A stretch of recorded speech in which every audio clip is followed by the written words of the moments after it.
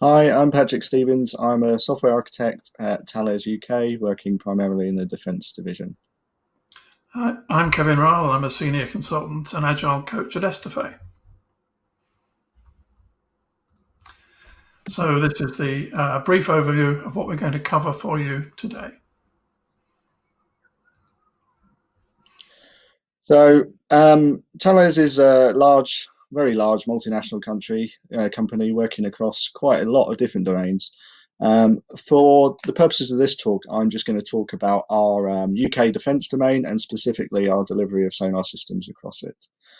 We've identified some key technologies we want to use, and now we're trying to accelerate our adoption of these both internally and with our customers and partner solutions as well. So one of my goals of this talk is to kind of explain some of the main issues we have with these kind of technologies and getting them offline, mostly to drive awareness across the industry, to try and drive product development, but also to maybe stimulate some kind of discussion and some possible ideas from the people listening of how we can solve these problems. So at Estafet, we're Red Hat partners and OpenShift experts, and we help customers connect internal and partner-facing applications, data, and devices. Our customers come to us with their tricky problems, from machine learning to integration to IoT and various other things. And we want to help you understand your business outcome, and we leverage our understanding of technology to help you achieve that. We've worked with various people, many household names, including Arqiva, Deutsche Bank, WorldPay, and of course Thales. So we engaged SFA in two projects. They were sort of a collaboration to help us accelerate the deployment of these technologies. If we had to use one word to describe some of the main issues we had on this, it would be lockdown.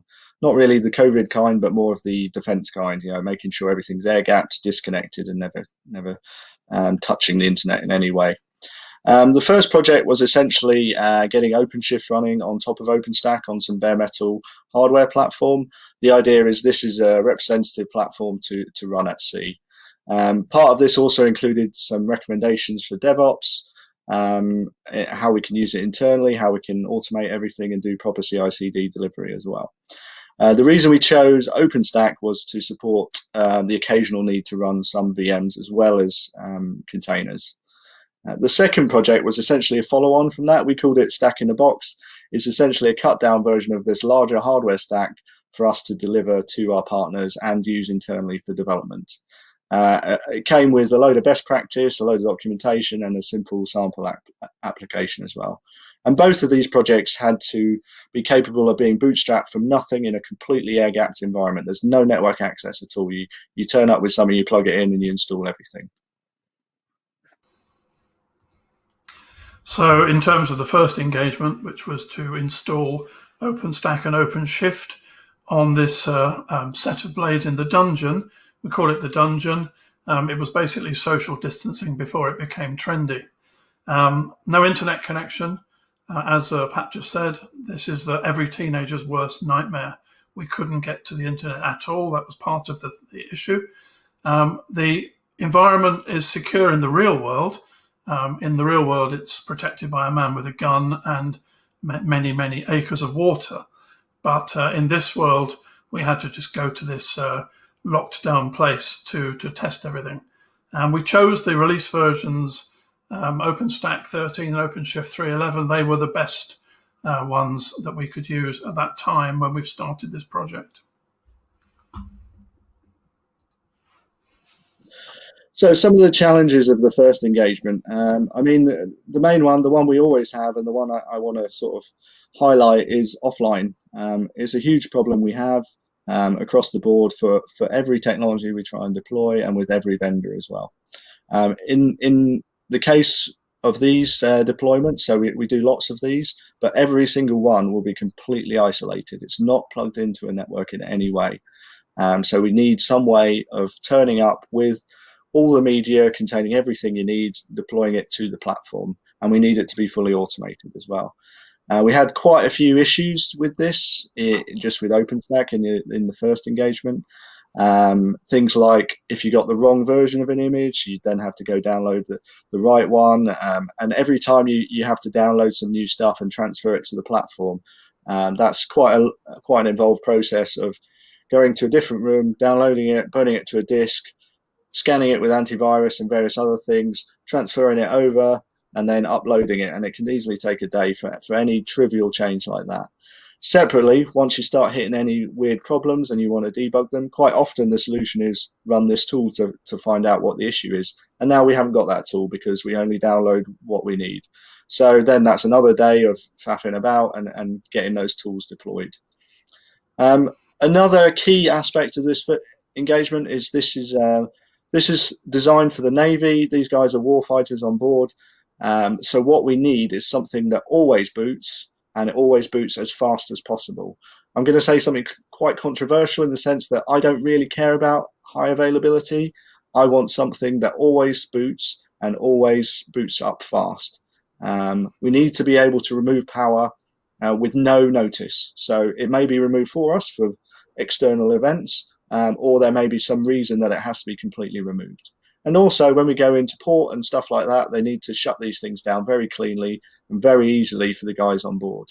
The people on board shouldn't have to learn how to be a system administrator or have detailed knowledge of these systems to manage them.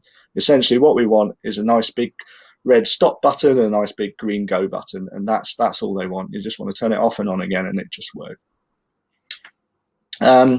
We do have some hardware specific needs as well. Some of this hardware is very specific and bespoke to survive the environments, so it can be a bit difficult sometimes to get things deployed on it in non-default configurations. We also have to scale our software to run on the hardware rather than the usual way of just adding more compute. We have a fixed amount of hardware that can fit on the platform, and we need to maximize the software that can run on it.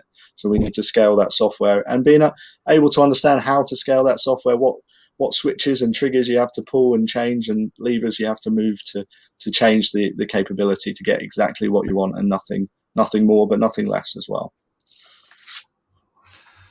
Okay, so I should point out that as Pat's hinted at, although we understood many of the problems from the outset, i.e. it's all offline, there was still quite a deal of trial and error. And that's partly because not many clients have actually tried this. And if we're being absolutely honest, nor have many red hatters. So eventually we did find the right people to help us. But we should stress that these are not common problems, as everybody's connected to the internet all the time these days, and you just forget about it.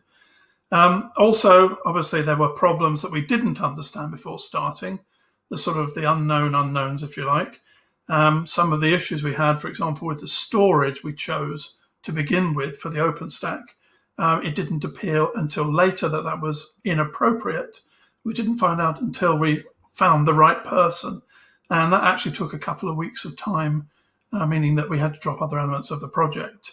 And we had a fixed time to do this. We often had to restart the installation, as Pat's hinted at, but that at least helped to make it repeatable.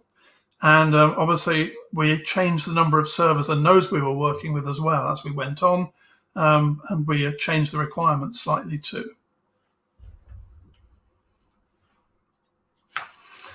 One of the other things that came out of this project was that Thales wanted some recommendations for how to transition to DevOps. They were already using DevOps in many ways, but we were asked to comment on how they might improve their use. We came up with some of these recommendations. Not all of them are going to be appropriate or easy for the kind of locked down defense-oriented stuff that Thales deal with. But one of them was to create a center of excellence. As I say, Thales are already working with DevOps in many respects. But we feel that having a center of excellence where, if you like, a group of pioneers and evangelists can be there to help move things forward for the organization. We came up with some other things like using code-ready workspaces for development. One of the issues that Thales have had is environment or development environment creation and making sure that all developers are working from the same development environment, and for which code-ready workspaces would work well for them.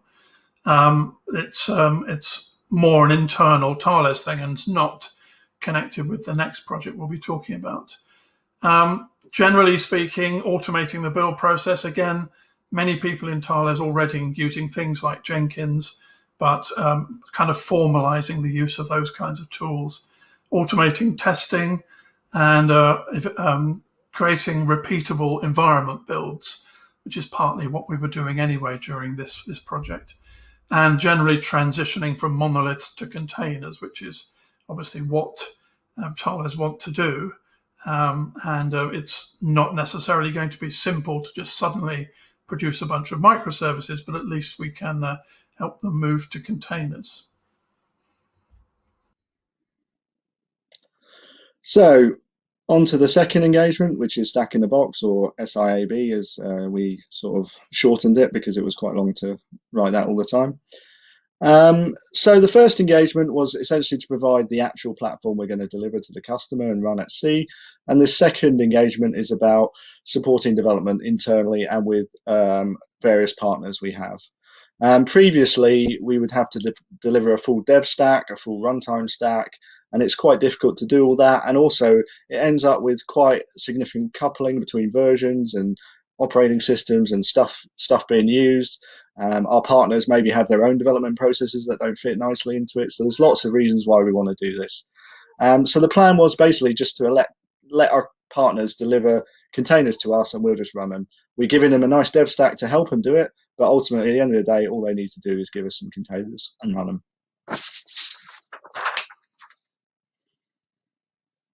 I'm just going to skip over this slide mostly on this one just for time constraints, but essentially it's about providing a fully automated SDK to our partners. Okay, so when it comes to the technology options for the Stack in a Box project, moving from right to left, you'll see that we've got many that are just grayed out. These are ones we considered, but fairly quickly decided not to use. Secure cloud cluster with a local development environment, very difficult in the kind of locked down environment we're looking at. Secure, obviously, but still we wanted something that we could just give to the partners, that's Thales partners, and that they would then just be able to start from nothing with no internet connection. And we looked at Docker and Podman. There were some advantages to this, but decided that too much actual work involved for the partners with packaging images and so on. And we wanted to automate it as far as possible for them. OpenShift 4.3, a development environment with a minimal cluster we looked at, but even at that stage with OpenShift 4.3, we needed a minimum number of nodes and so on, and hosts. So it would have meant many VMs or many sub-VMs in use. And we also looked at code-ready containers, which we'd already recommended for internal Thales development. But again, the difficulty with that at that point, which I guess it may change in the future, is that there's a need for internet connection, the bugbear of all of these projects, in order to update tokens and so on every month. So we moved back to OpenShift 3.11. This, of course, was also the version we decided to use anyway in the previous project. We tried the simple things like Minishift. We tried OC cluster up, but in the end we went for a full, if you like, all-in-one server deployment, properly done using Ansible playbooks, and this was the solution we chose. So as we say at the bottom there, ultimately it came down to simplicity, and the version we chose in the end match the first deployment, which was the first project.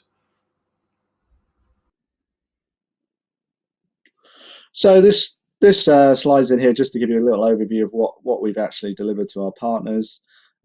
Essentially, we need a solution that lets them integrate their software in a representative environment. So again, one of the reasons we chose 3.11 as well is because it was what we've actually got on the hardware at the time. But we need something that's standalone, simple to use, doesn't really require any coupling or additional dependencies and stuff like that for the partners to actually use. Basically, we want to demonstrate that they can do development using industry standard tools, and we can just make sure it works.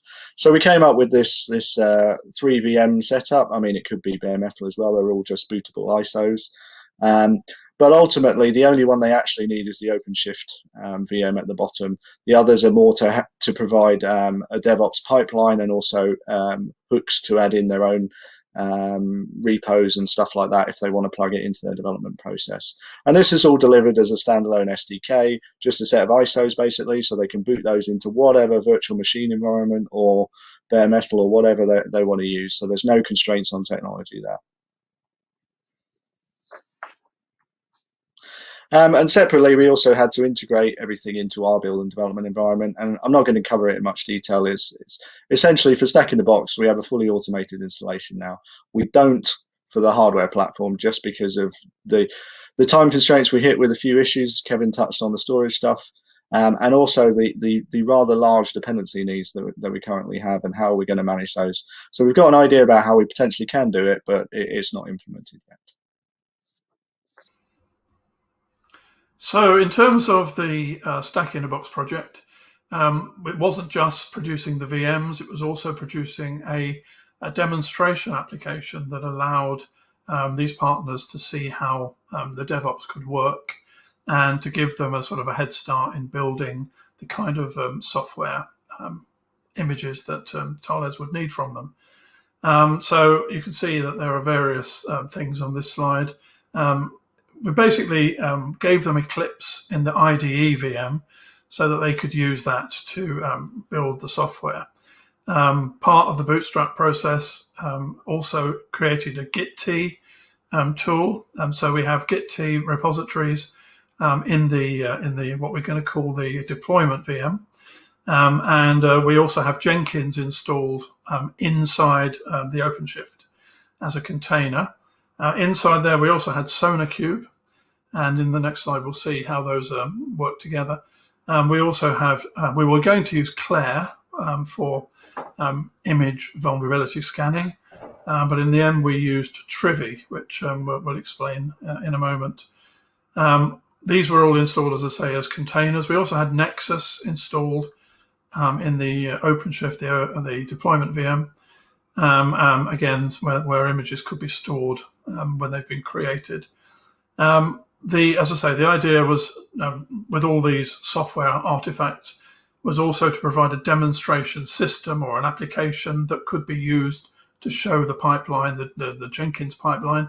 So we created a Java Spring Boot application that sends messages to a Kafka cluster, all also hosted in the OpenShift inside the VM. So Kafka and Spring Boot were obviously, well, Kafka certainly is required by the Thales projects. So the idea was to give them an ideal Jenkins pipeline, an ideal application that would give them the starting point for building their own software, all provided in this VM out of the box. So this is a picture of the Jenkins pipeline. You can see sort of roughly how it works. It's a very standard sort of Jenkins pipeline, but we wanted to give them, as I say, an example of how it would all hold together. So you can see that the checkout at the left-hand side there would come from the Git and Git obviously was also installed.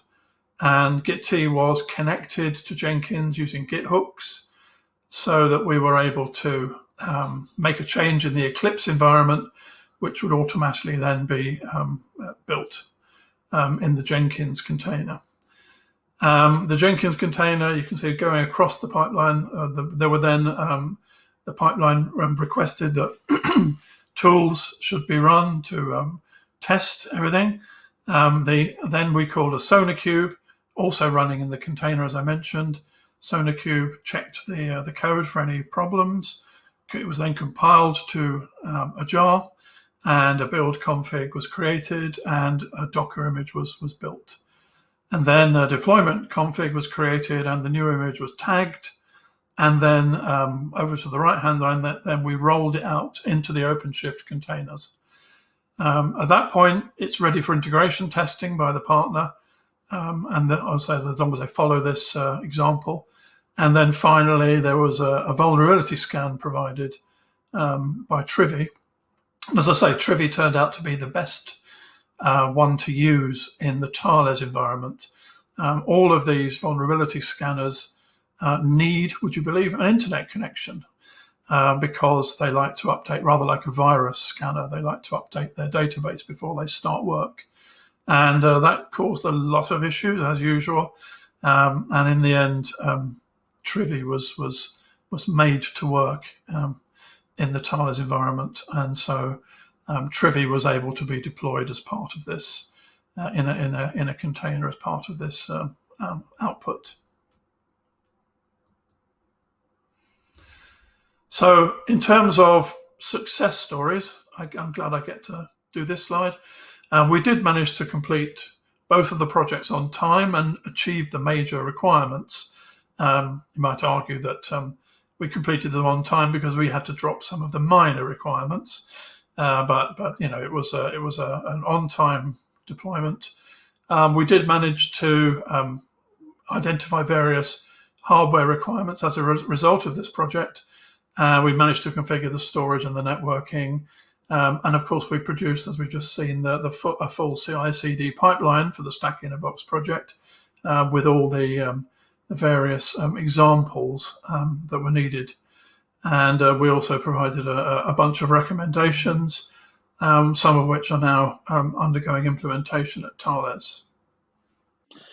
So I get to do the bad things. Essentially, all of our problems boil down to probably offline, getting things offline, particularly if you need to debug things and you need more things to debug things. So yeah, it's dependency management offline is a bit of a problem with a lot of this tooling. I know technically everything is possible to get working offline, but that requires you learning everything about the system, figuring all the bits out, which bits you can remove, which bits you need, how you get them offline, these kind of things. So practically, when I look at it now, if it's not documented, offline is not supported. I speak to a lot of vendors who tell me almost immediately, of course we can do it offline. And the fact that there's not even a thought about the problems and possibilities makes me a bit suspicious. Kevin touched on it briefly. Getting the vulnerability scanners offline was a bit of a nightmare, just because of their dependencies, getting those databases and stuff like that.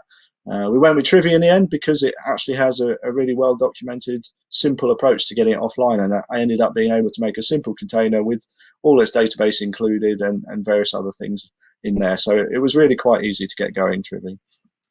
We also had quite a few issues initially with Stack in the Box with the various standalone tools we tried to use, OC Cluster Up, Minishift, all of them having weird networking issues and stuff like that when we tried to run them in host-only configurations. And things like still needing access when they downloaded everything just to check that they had the latest versions and stuff like that. And if it wasn't, they just didn't work. So there was quite a few issues there.